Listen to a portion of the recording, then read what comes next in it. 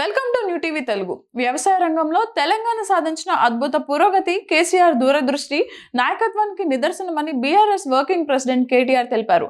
తన 10 ఏళ్ల కాలంలో వరి సాగులో తెలంగాణ 240% వృద్ధి సాధించడంపై ఆయన హర్షం వ్యక్తం చేశారు.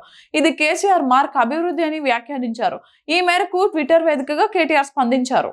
బీఆర్ఎస్ ప్రభుత్వ హయాంలో కేసీఆర్ తీసుకొచ్చిన రైతు బంధు, రైతు బీమా, మిషన్ కాకతీయ, కాళేశ్వరం ప్రాజెక్ట్, వ్యవసాయానికి 24 గంటల ఉచిత విద్యుత్ సరఫరా వంటి పథకాలే ఈ విజయంలో కీలక పాత్ర పోషించాయని కేటీఆర్ తెలిపారు. కేసీఆర్ నాయకత్వంలో తెలంగాణ వ్యవసాయం దేశానికి ఆదర్శంగా నిలిచిందని పేర్కొన్నారు. వరి సాగు విస్తీర్ణంలో 10 ఏళ్ల కాలంలో ఇండియాలో వచ్చిన భారీ మార్పులను ది ఇండియన్ ఇండెక్స్ తాజాగా ప్రకటించింది. దీని ప్రకారం తెలంగాణలో అత్యధికంగా 240% వృద్ధి ఏర్పడిందని తెలిపింది.